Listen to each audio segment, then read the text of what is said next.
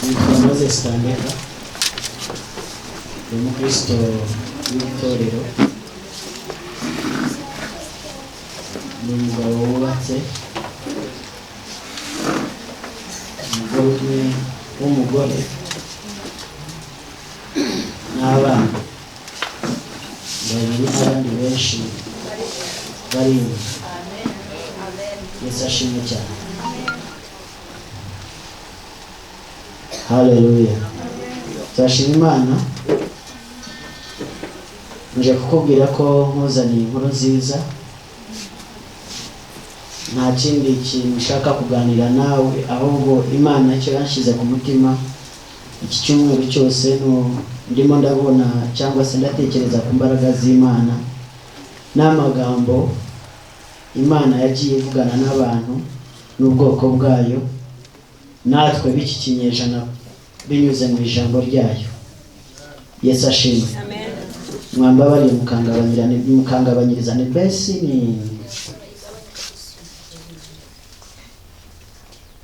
Haleluya. Ongera ugabanyeho.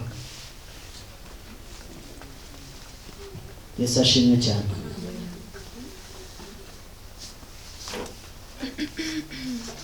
Tugiye muri Matayo igice cya 4 umurongo wa 23 na 24. Nakoresheje version y'Icyongereza wahageze yansomera. Matayo ibice 4 23 uko uravuga ngo Yesu atora abigishwa be ba mbere. 23 Yesu agenderera ab'i Galilaya bose abigishiriza mu masinagogi yabo ababwira ubutumwa bwiza bw'ubwami, akiza n'indwara zose n'ubumuga bw'abantu. Inkuru ye yamamara Isiriya yose, bamuzanira abarwayi bose n'indembe barwaye indwara zitari zimwe, n'abatewe n'abadayimoni, n'abarwaye ibicuri n'ibirema arabakiza. Abantu benshi baramukurikira bavuye i Galilaya n'i Dekapoli n'i Yerusalemu n'i Yudaya no hakurya ya Yorodani. Yesu ashimwe cyane. Yesu yagendereye i Galilaya n'ibindi bice byose abwiriza yigisha iby'ubwami bw'ijuru mu masinagogi yose, akiza abari barwaye, abari bafite abadayimoni, abagwaga ibicuri, impumyi, ibimuga n'ibiragi. Yesu ashimwe. Ngo aramamara muri ako gace kose. Yesu ashimwe. Ndashaka kubwira ko n'uyu munsi Yesu aracyakora. Haleluya. Inkuru nziza mfite nuko n'uyu munsi Yesu aracyakora. N'uyu munsi Yesu aracyagendagenda hose yigisha iby'ubwami, akorera muri twebwe, akiza indwara, abohora baboshwe n'abadayimoni.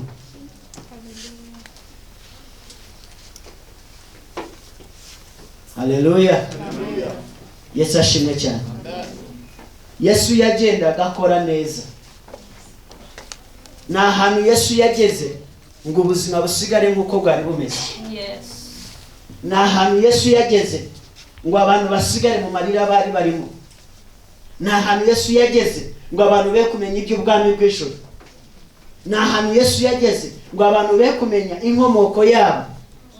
Dukomoka mu ijuru, ntabwo dukomoka mu bisekuruza tujya twivuga. Yesu ashimwe. Amen. Bwira mugenzi wawe uti ntabwo uri wa rucakabungu. Yesu ashimwe. Ntabwo ukomoka kwa rucakabungu. Ukomoka mu ijuru. Amen.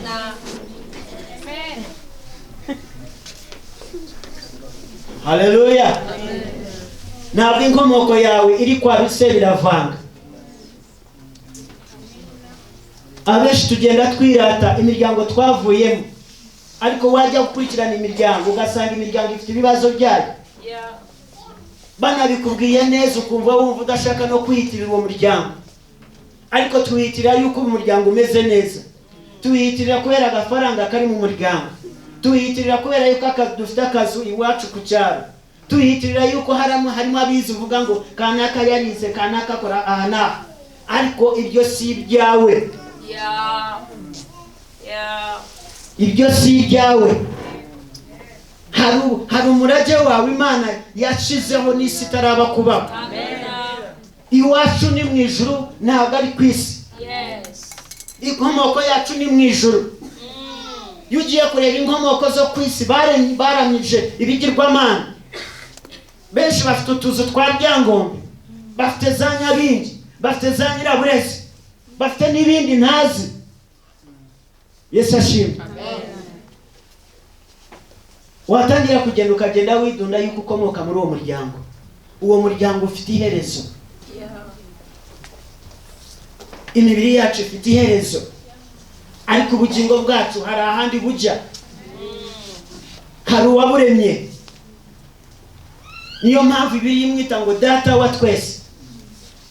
Icyo gihe ntabwo umubiri ari buvuga ngo ni data wa twese.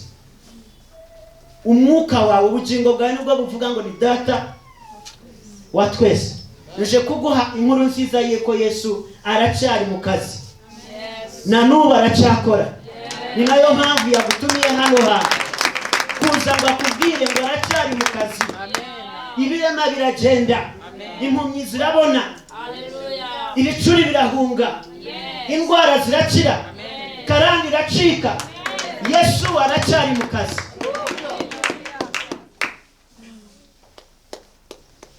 Haleluya. Ahagiye hose agenda akora neza. Agenda agirira neza abantu, ababarira abantu. Yesu ashimwe cyane. Tujye muri Luka 7,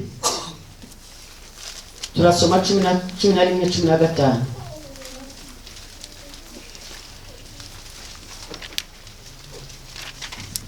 Luka 7, umurongo wa 11. Umutwe uvuga ngo Yesu azura umwana w'umupfakazi.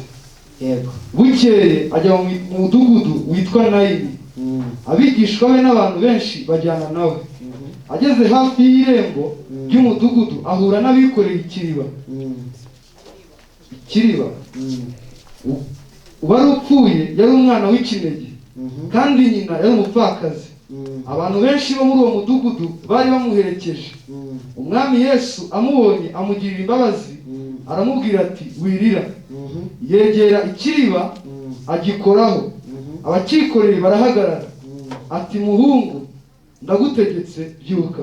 Yes. Komeza. Uwari upfuye arabaduka atangira kuvuga. Yesu amusubiza nyina. Yesu ashimye cyane. Yesu yari ari mu butumwa bwe bw'akazi. Agera kuri uyu murwa cyangwa se kuri uyu mudugudu witwa Nayini. Asanga barimo gusohora umupfu. Yari umwana w'ikinege, ari umwana w'umupfakazi. Arira. Abantu bose bagenda bamufasha kurira, ariko nta kindi bamufasha. Ndashaka kubwira ko hari umuntu utanga solution kurusha y'abantu batanga. Hari umuntu uzi gukemura ibibazo byacu kurusha abavandimwe. Hari umuntu uzi gukemura ibibazo byacu kurusha abaganga. Hari umuntu uzi gukemura ibibazo byacu kurusha inshuti yawe. Uwo yitwa Yesu. Amen. Haleluya. Afite imbaraga zihagarika bakwirukansaga bajya kuguhamba. Bariya barihutaga yuko amasaha yari arimo kugenda bajya Rusororo. Ariko Yesu akora kuri coffin, tuyite coffin, ku isanduka, ngo barahagarara. Imbaraga zihagarika ibyakujyanaga kugushingura zirahari. Imbaraga zihagarika ibyajyanaga iyerekwa ryawe kurishingura zirahari. Imbaraga zirahari zishobora guhagarika karande yose yakugenzuraga. Haleluya. Hari imbaraga zishobora guhagarika byose. Hari imbaraga zihindura amateka. Hari imbaraga zihindura raporo z'abaganga. Hari imbaraga zihinyuza amategeko. Haleluya. Ibyo nubyizera birakora mu buzima bwawe. Nubyizera biragukorera mu buzima bwawe. Tubonye benshi bidufasha Haleluya. Yesu ashimwe. Ntabwo twakijijwe kuza muri movement, ntabwo ari ngira ari ishyaka, ni ubuzima. Agakiza ni ubuzima, agakiza ni imbaraga. Yesu aratubwira ngo nimunyizere muzakora n'ibirishuje iryanjye. Mbahaye imbaraga n'ubutwari gukandagira ku nzoka na scorpion no kwirukana abadayimoni bose. Niki cyari kinaniriye mu buzima bwawe? Niki cyari gihagaze imbere yawe ukibona nk'igikuta kidashobora kuvaho? Hari imbaraga. Hari umugabo witwa Yesu wagendaga agira neza mu masinagogi hose. N'uyu munsi nk'uko turi hano, Yesu ari hano. Hari ubwami buvuguruza ubundi bwami. Hari ubwami buvuguruza ubwami bw'umwijima. Nibwo twaje twisunga, nibwo twinjiyemo. Ubu bwami bufite ubutware bwo guhindura umuntu. Haleluya. Yesu ashimwe. Hari imbaraga zibohora. Yesu afite imbabazi. Yesu afite ubuntu bwinshi. Uyu mugore ntabwo bari baziranye, nta nubwo yamutumyeho nk'uko Mariya bamutumyeho ko Lazaro yapfuye. Ariko yaragenda agasanga uyu mugore afite agahinda kenshi. Ni umupfakazi, n'umwana we yarebaga yarafitiyemo ibyiringiro nawe arapfuye. Satani azi kutwendereza ati nicyo wari witeguye ufitemo ibyiringiro nacyo akakijyana. Akazi wari watekerezaga ngo noneho biratunganye nako bakaguhagarika. Umugabo wari wakubwiye ngo ndaza kugushaka nawe akakubwira ngo ntabwo bigishoboka. Umuvandimwe wari wakwijeje amafaranga yo gutangira agashinga kawe k'ibihumbi 150 agapfa. Ariko hari imbaraga z'Imana zidapfa. Hari imbaraga z'Imana zishobora kuzura ibyari bipfuye.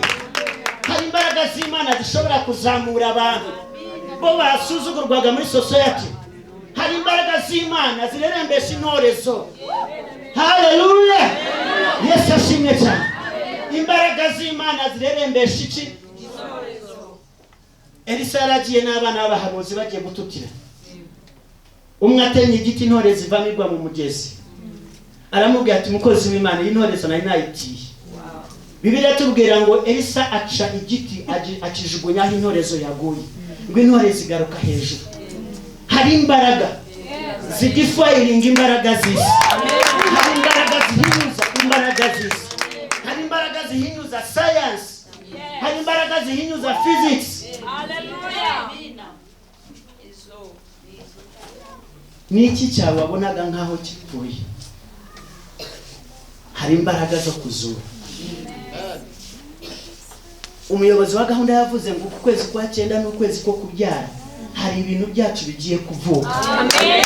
Hari imihamagaro igiye kuvuka. Nucyizera imihamagaro iravuka. Nubyizera umuhamagaro wawe uravuka. Nubyizera igitangaza cyawe kiraboneka. Nubyizera iyo ndwara iracira. Nubyizera urabona abantu utigeze ubyara. Yesu ashimwe. Uyu mugabo twisunze cyangwa se twegereye afite imbaraga.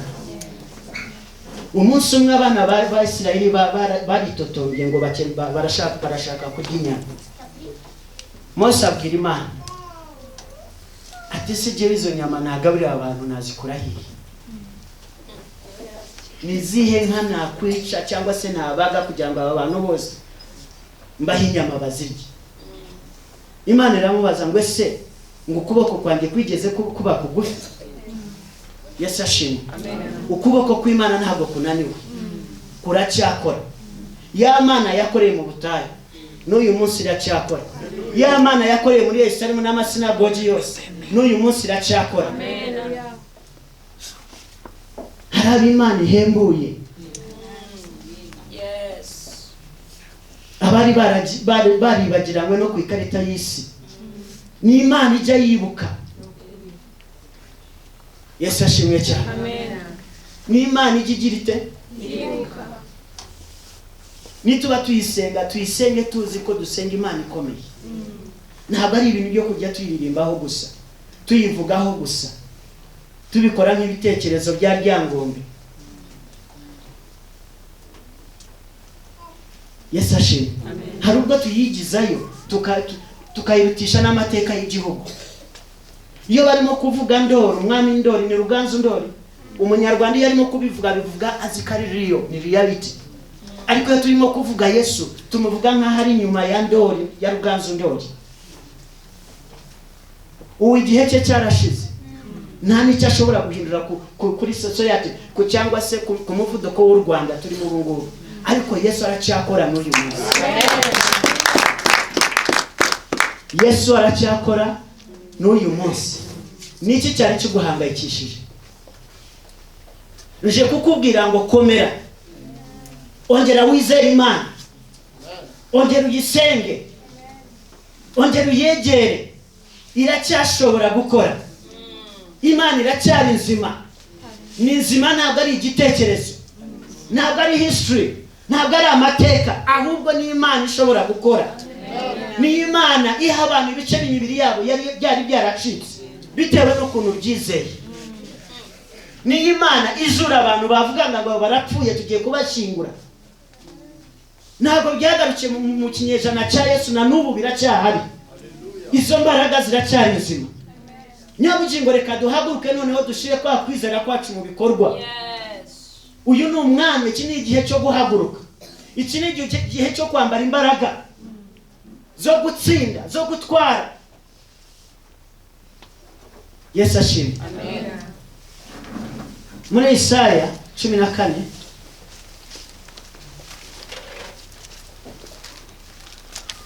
Isaiah 14.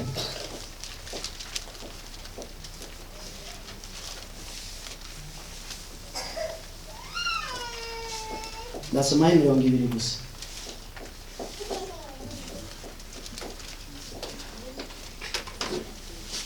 Uwa mbere n'uwa kabiri.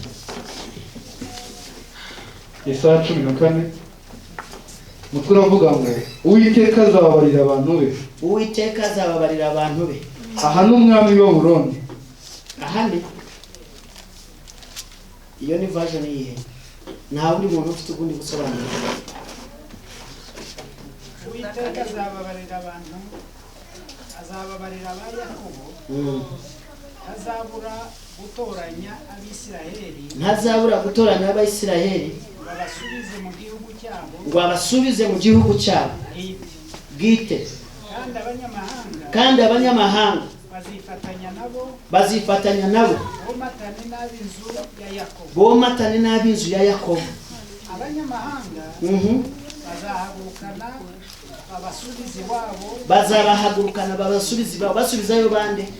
Ab'inzu ya Yakobo, Abayisiraheli. Nuko ab'inzu ya Isiraheli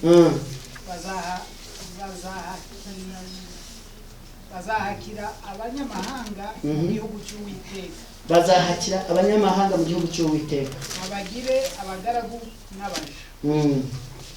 Ababajyanye ari imbohe nabo bazabajyana ari imbohe. Yesu ashimwe cyane. Amen.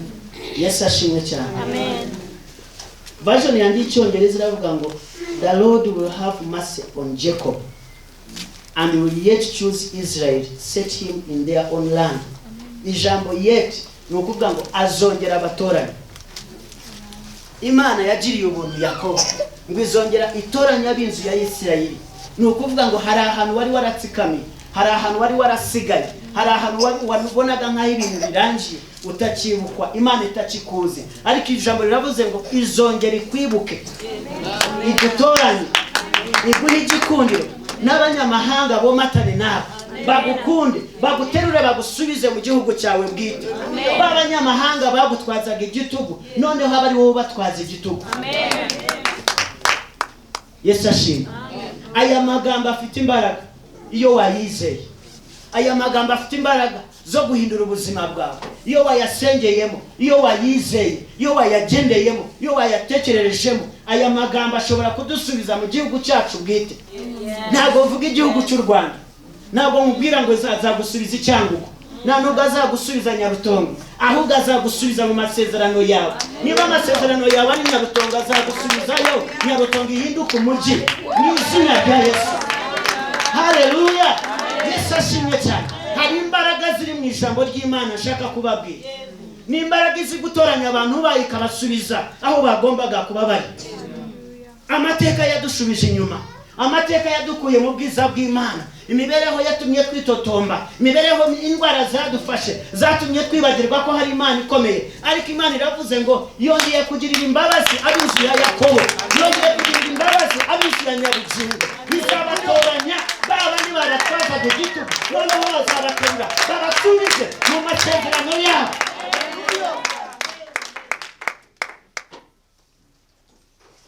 Ni iki cyari kiguhangayikishije? Yesu ashimwe. Imana dusenga ni Imana nzima, ni Imana irakuzi kuva ku musatsi wawe kugera ku cyara, n'uburebure n'umusatsi umaze kogosha izo burebure bwawe, n'inzara umaze guca izo burebure bwazo. Nta kintu wayibesha rero, nta hitazi kuri wowe, nta indwara yakwihisha ukuboko kw'Imana, ntabwo indwara yakwihisha ikiganza cy'Imana, ntabwo imibereho ishobora kukuzingira ahantu ngo Imana iye kukubona. Ahubwo we uruhare rwawe ni ukuyizera. Ongera uhaguruke, ongera usenge, ongera wizere Imana, ongera wakirize imbaraga zikiza. Yesu ashimwe. Yesu arabizi. Wa mugabo yasanze ku kidendezi amaze imyaka 38. Bibiliya iratubwira ngo amaze kumubona amenya ko hatinze kahamaze igihe. Ya bindi za excuse ya mugabo yatanga, burabizi ngewe baranyanze bantaye hano, ntabwo mfite urinterura ngo anshukunyemo, abandi bafite ababo maye abandi babyaye neza, noneho zejewe. No, Yesu sibyo yamubajije. Amugirije mbaza aramubwira ati haguruka witerure igitanda cyawe ugende. Yesu ashimwe. Izo mbaraga zirahari. Yesu azi igihe umaze muri icyo kibazo, azi uburemere bw'ideni ufite, azi ko minerevare zitaraboneka, azi ko ku ishuri udafata neza ibintu. Iyo bigishiriza umunsi umwe we bigusaba icyumweru kugira ngo byinjire byibuze 50%. Yesu arabizi. Icy'ingenzi ni uko ugomba kumwizera. Izere. Ijambo riratubwira ngo bose abamwizeye yabahaye ububasha guhinduka abana mu nzu ye. Iyo babaye umwana wanjye uba ufite ubushobozi cyangwa se rights zose ku bintu byanjye, ku mutungo wanjye, mu bintu Imana, uburenganzira ufite mu Mana no gukira kurimo, no kubohoka kurimo, n'amahoro arimo, n'ubuzima budashira burimo. Niyo mpamvu atubwira ngo ku isi ni 100 no mu ijuru ubugingo buhoraho. Haleluya. Yesu ashimwe.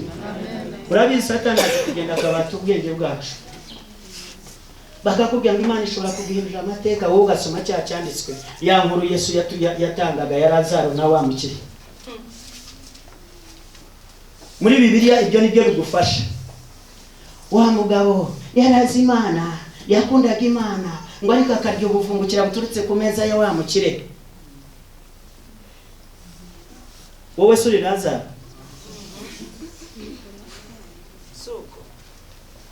Yesu ashimwe. Ubwo nabwo ni ububohe. Kuba mu mutwe wawe utekereza ku kintu kinini ugahita ugira ubwoba ukagihunga kongera kugitekereza, ni ububohe. N'abadayimoni nushaka utangire kubirukana. Buri cyiza cyose kiriho Imana irakikwifuriza. Nta hantu heza Imana yavuga ngo we ntabwo uzahagera, ariko ukuntu byakiriye niko bikuba.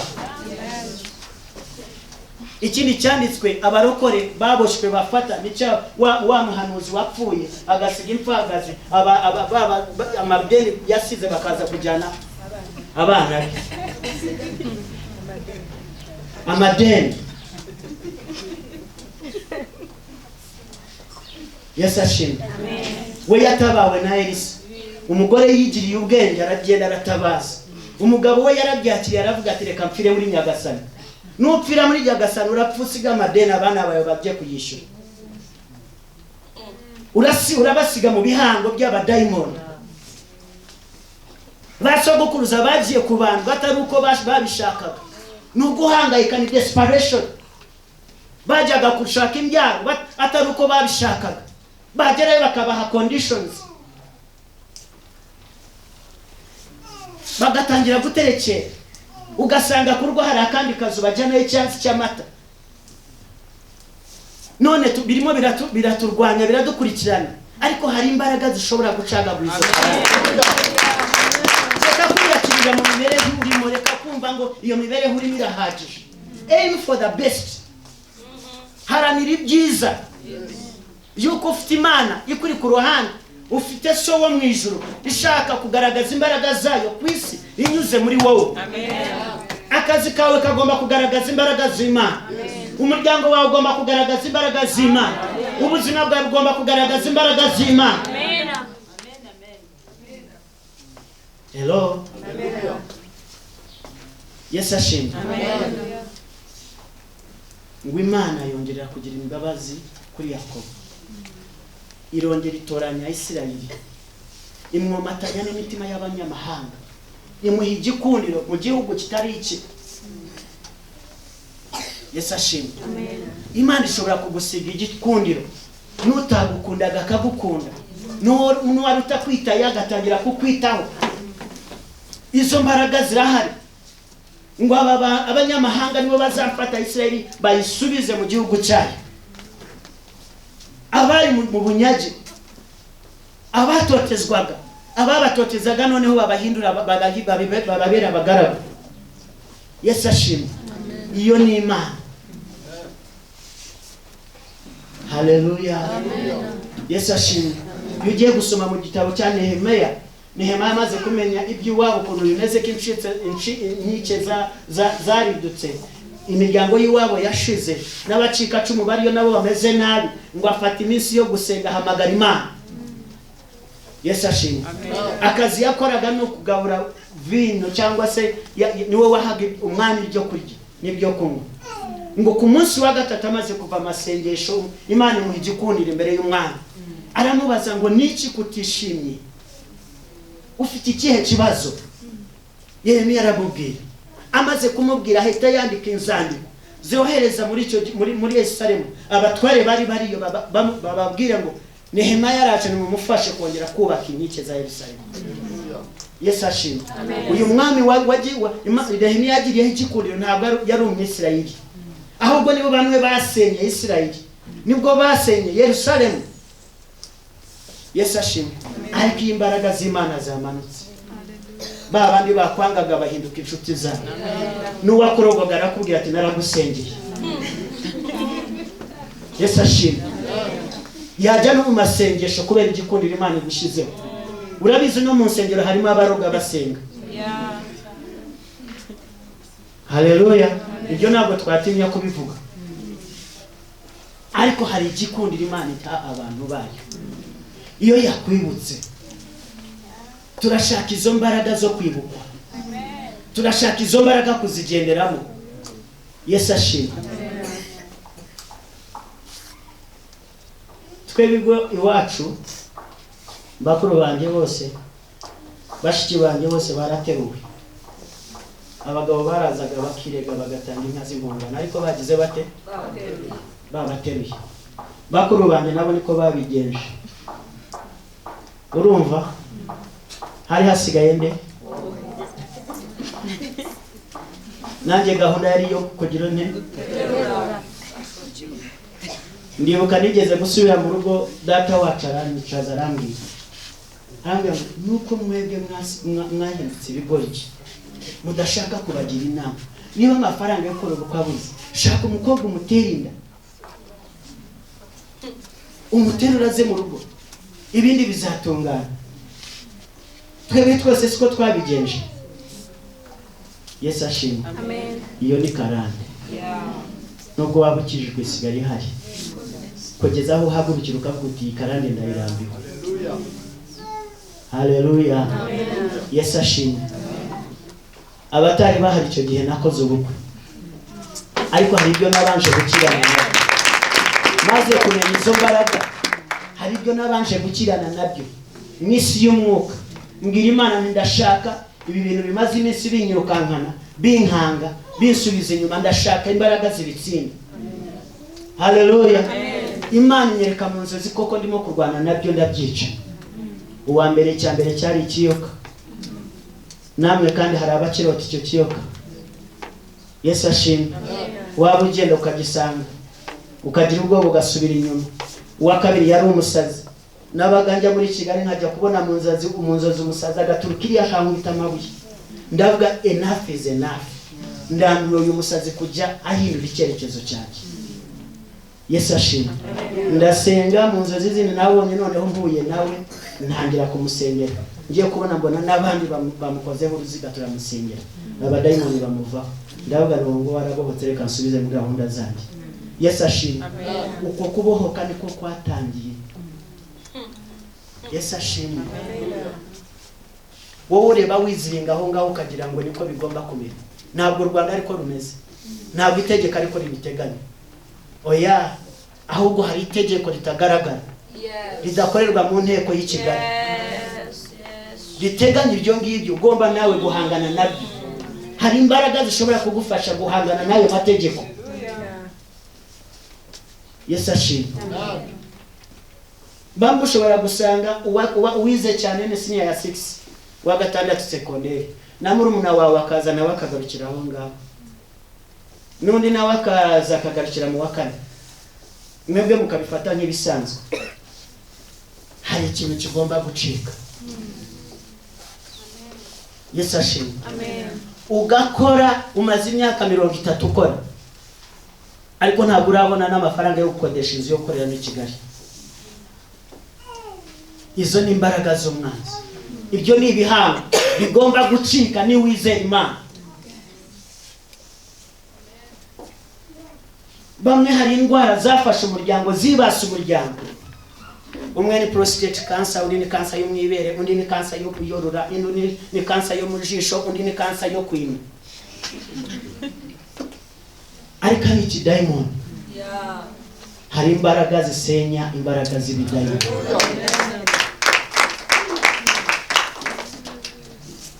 Yesu ashimwe. Kumuka amaso ya, haguruka wikureho ivumbi utangire. Uri umwana w'Imana. Imana ikwifuriza byiza, iguteganyiriza ibintu byiza, ariko bikaza bikagarukira aho ngaho hagati. Kubera iki? Hari izindi mbaraga zitambika. Yesu ashimwe. Daniel mu gukomera kwe ntabwo byabujije igisubizo cyo kubanza kigahagama iminsi 21. Hari abantu bavuga ngo narakijwe byose byararangiye. No, Imana ni Imana ihije agacira amasezerano. Nubwo isezerano warikorera mu nzu y'indaro itabanje kurica kuri senya risigara rihagaze rikwishyuza.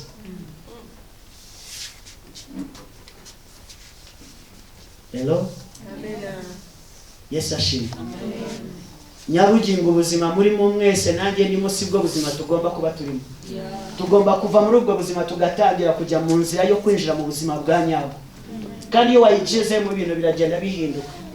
Ka kanezero niko gashobora gutangira kuza ku isura. Yesu ashimwe. Isura itangira kuhinduka, ubwo bukumva butagihari, ugatangira kumva bya bindi byakuraza udasinziriye ntabwo bivuyeho, ariko ukagira ibitotsi. Iyo ni inzira yo kwinjira mu masezerano. Iyo udacogoye ni advancement, uva ku rwego rumwe ujya ku rundi. Yesu ashimwe.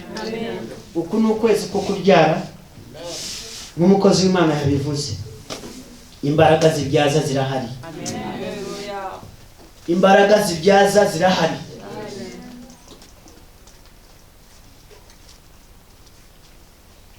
Yesu ashimwe. Imbaraga zibyaza, Umwuka Wera arahari.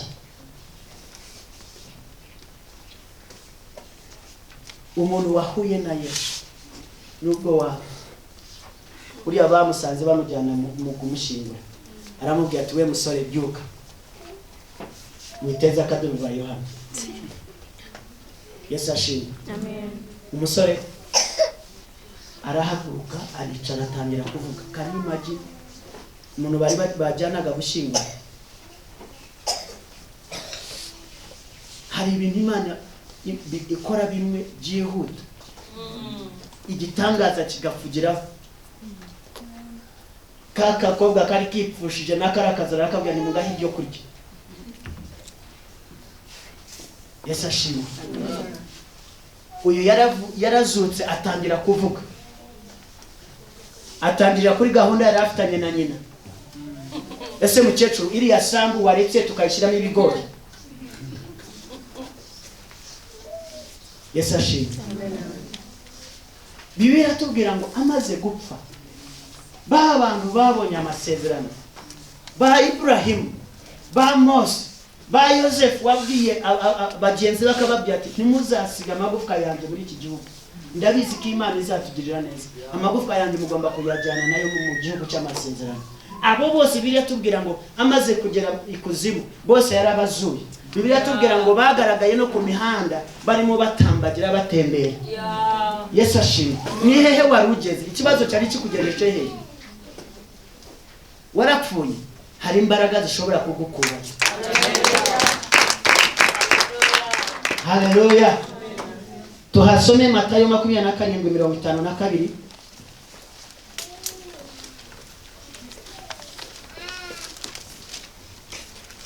Matayo 27:52.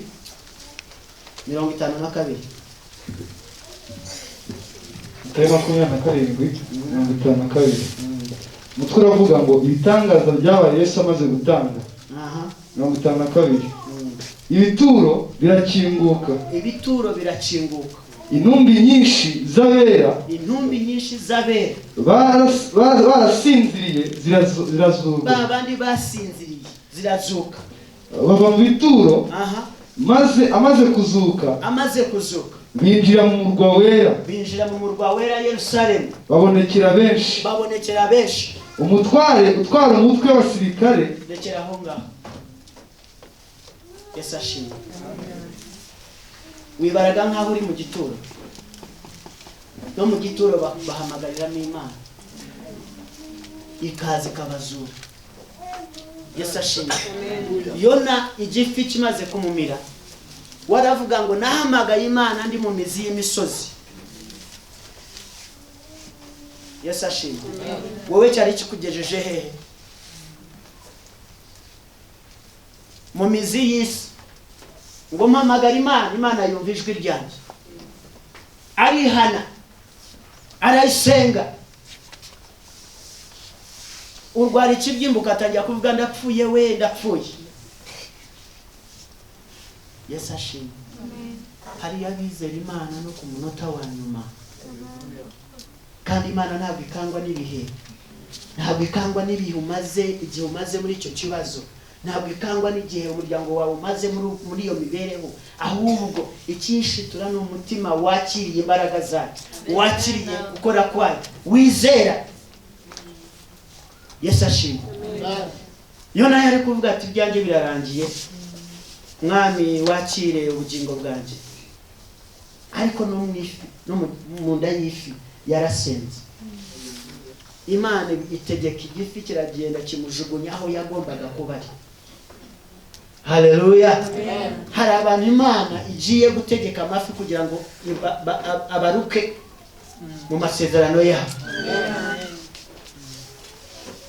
Ititaye ku mibereho yari amaze gucamo Imana yaramukoresheje. Umujyi wose urihana. Yesu ashimwe. Aba bagabo basinziriye cyangwa sabera ngo Imana Yesu amaze gupfa aragenda afungura ibituro byabo. Bavamo n'abazutse batangira gutembera muri Yerusalemu. Hari abantu bapfuye muri icyo gihe batazi no kuntu Yerusalemu yari imeze. Hari abapfuye na Dawidi ataravuka. Yuko Dawidi niwe wafashe uwo murwa Yerusalemu. Yesu ashimwe.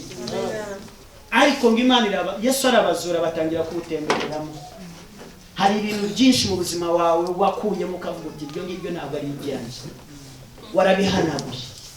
Ariko hari imbaraga z'Imana zishobora kukuzura zikakutemberezamo. Yesu ashimwe. Akira izo mbaraga, ambara izo mbaraga. Ntabwo ari umuntu usanzwe, ntabwo ibyago bigwira abandi nawe bigomba kukugwira, ntabwo ari uniform ugomba kwambara nk'iy'abandi. Yesu ashimwe. Ukuntu wavutse ku munsi wawe wenyine ni nako Imana yaguteguriye ibyawe wenyine. Niba ari economy imaze kugira ibibazo, ntabwo wowe iwawe bigomba kuzamo. Imana yacu hejuru ya economy z'isi. Economy y'ijuru itandukanye n'iy'isi. Iy'isi igendera ku bintu bigaragara, ariko twebwe tugendera ku bitagaragara. Yesu ashimwe. Reka kugenda nk'uko amaso yawe areba, genda nk'uko Imana ireba.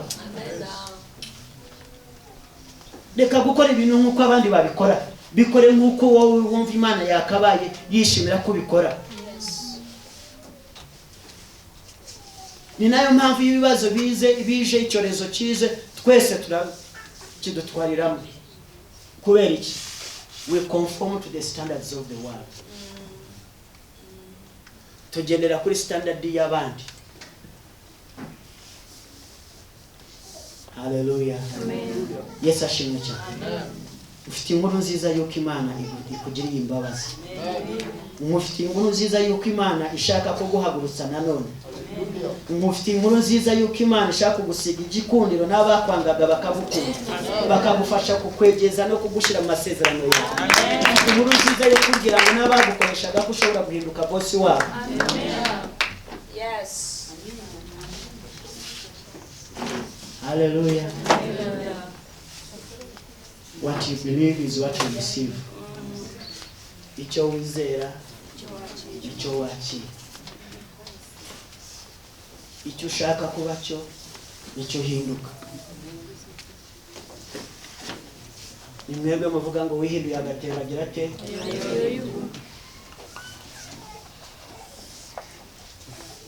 Ni ibiki watekereza gukumva bitashobora kuba mu buzima bwawe ari iby'abandi? Yesu ashimwe. Amen. Imana nta kidafite. Ahubwo gusenga kwacu sometimes niko kwangiza gahunda y'Imana. Yakobo aravuga ngo murasenga nimuhabwe uko mugira mute? Musenga nabi. Iga gusenga neza. Iga kwiyaturaho neza. Iga kwirindira mu kubaho kw'Imana. Ibintu byose bishobokera mu kubaho kw'Imana. Reka izina ry'Imana rigaragare ku buzima bwawe. Hari abantu bamwe Imana ikorera ibitangaza atari yindi mpamvu, kubera izina ryayo. Ese wowe wari wubahisha izina ry'Imana?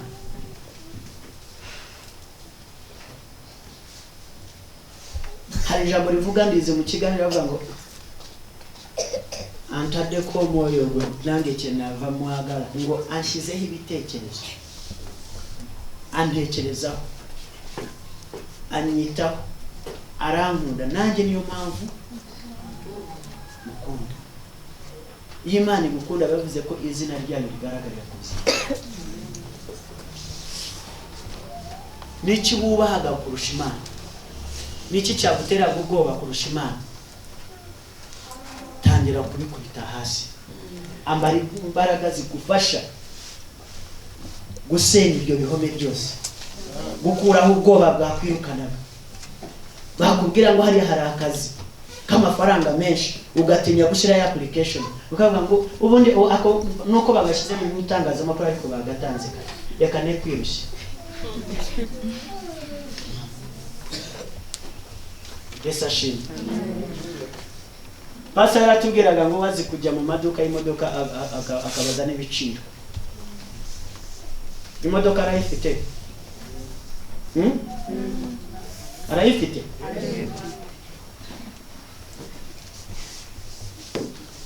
Yesu ashimwe. Muzasange Imana feva bavuga amafaranga aho bayakuye kuyigura. What you believe is what you get. Hari bimwe izaguha bidaturutse mu maboko yawe gukora cyane amafaranga. ahubwo ikabiguha biturutse mu kwizera kwawe kw'Imana. Amen. Hari ahantu Imana idushyira ukabona ntabwo wari uhakwiriye, ariko kubera Imana yawe irahagushize.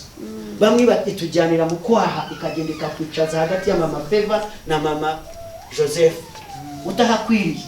Amen. Ibyo turabibonye. Yesu ashimwe. Amen. Hari imbaraga z'Imana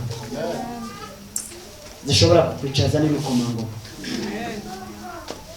Hari imbaraga z'Imana zishobora kuguhembura. Hari imbaraga z'Imana zishobora kugukiza. Yesu ashimwe cyane. Amasaha aragiye, ariko ndashaka wibukira ijambo ko Yesu wagendaga agira neza na n'ubu aracyakora. N'uyu munsi arahari. N'uyu munsi aragira ate? Tugiye kwakira worship team hano, baturamishe mu ndirimbo ebyiri. Uwizera iryo jambo